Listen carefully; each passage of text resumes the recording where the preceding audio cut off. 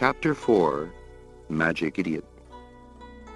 Clark was very satisfied with the child's response and looked at the crystal ball in his hand. "Come on, let me see your talent.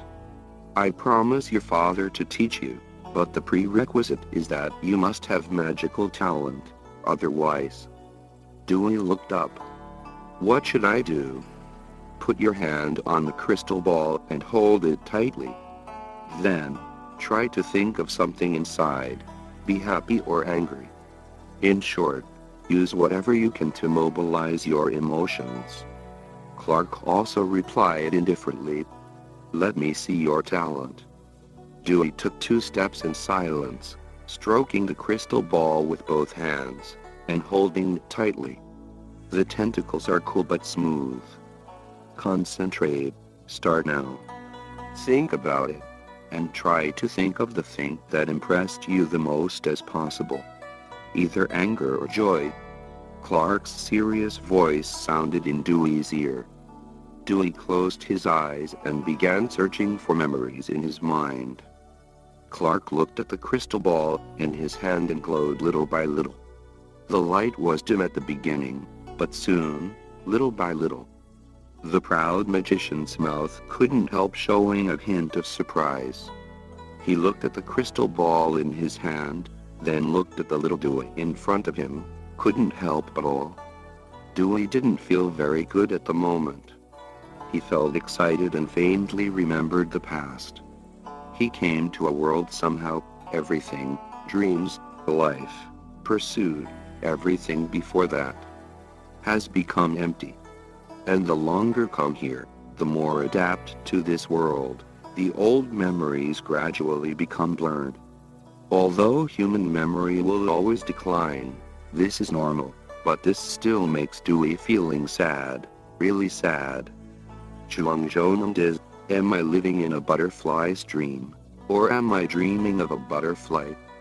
Dewey's breathing slowly increased, and the power of the air in the crystal ball seemed to gradually expand his inner emotions.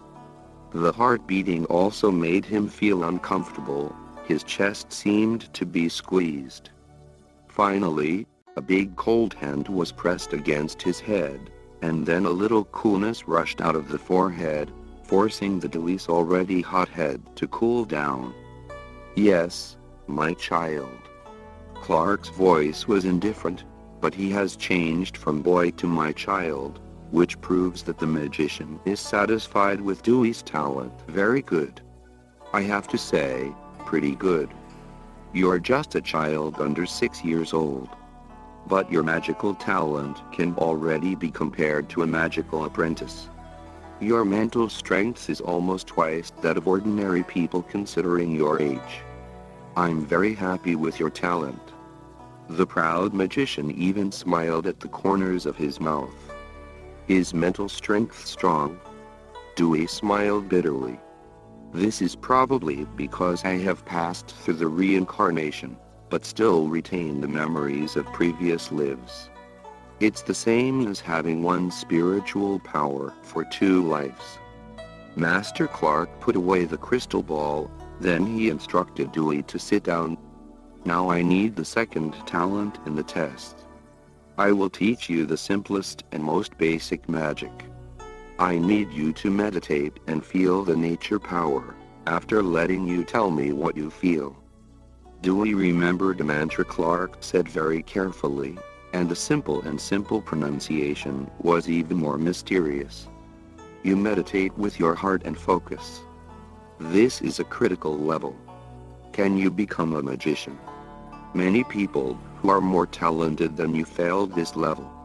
What do I need to do?" Dewey frowned. "No need to do anything. You just have to meditate on the spell. Let your mind think about it. Feel the surroundings. Feel it with your heart, cold, hot, or sound. It's not difficult." Dewey did.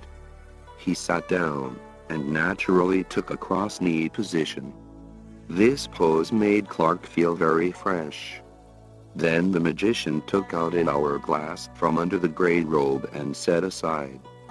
The fine sand flowed, and little Dewey sat quietly for a long time. Finally, he opened his eyes and hesitated. "Mr. Master." "Oh?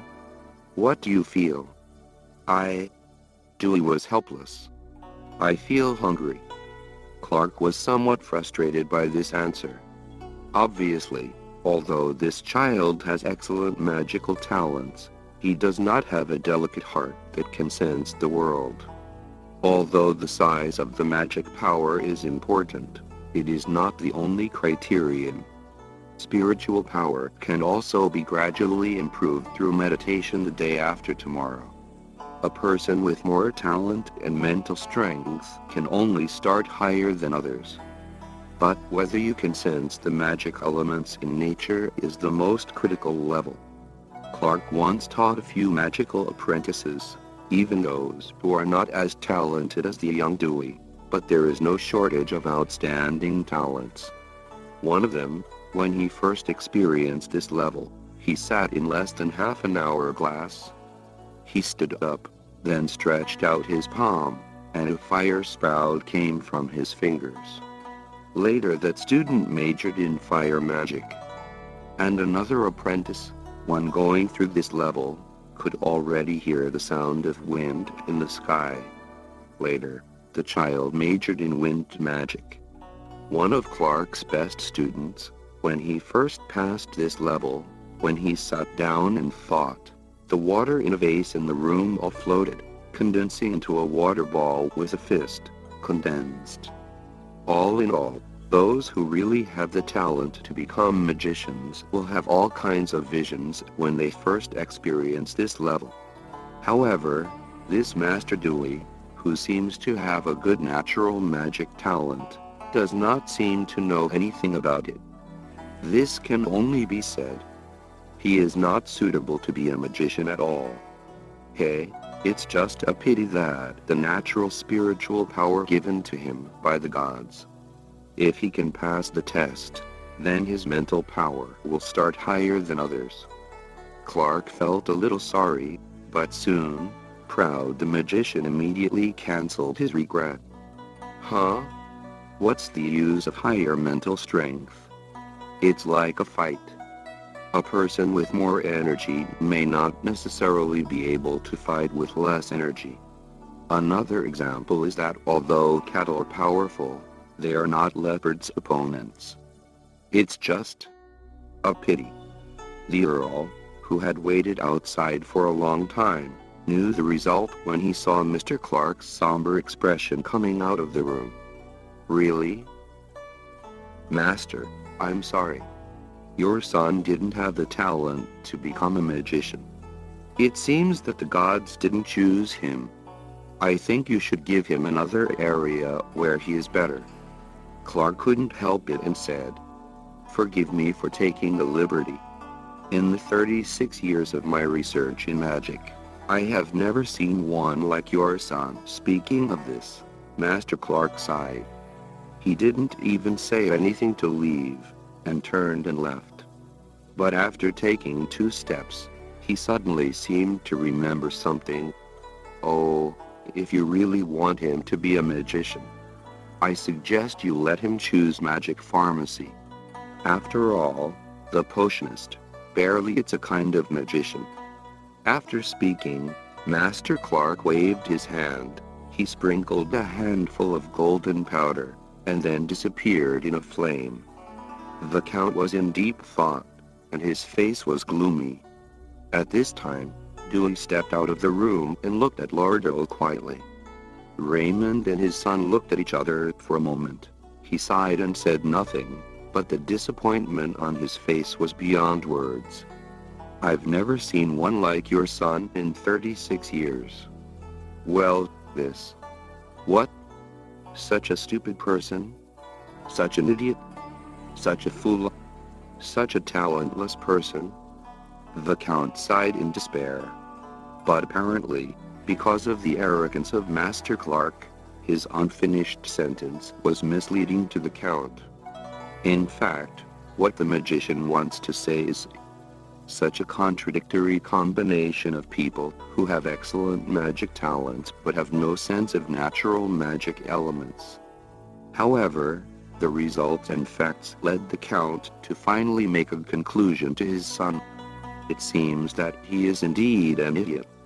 Have to say that, as a result of this misunderstanding, the vague words spoken by the two old scholars of Rossiet and Master Clark because of scruples or personality have a certain responsibility. Because Dewey has no talent to become a magician, but he is certainly not an idiot. On the contrary, because his natural mental strength is higher than that of ordinary people, which makes him appear smarter than ordinary people. The advantage of mental strength makes him more energetic and memory better than ordinary people. Such a person is now almost put on an idiot hat. He convinced a brilliant warrior that he did not have the talent to learn martial arts, and then angered a learned scholar, and finally disappointed a famous magician. And the result is, these together make the aristocratic circles all over the capital more interested in this little idiot of the Rolling family. Even when some nobles are educating their stubborn children, they can't help but say something like, "You're stupid. You can't be worse than the little idiot of Rolling's family." In this way, Dewey is regarded as a negative teaching material. Where is this young master can go? This problem troubles everyone in the Rolling family, except for Dewey himself.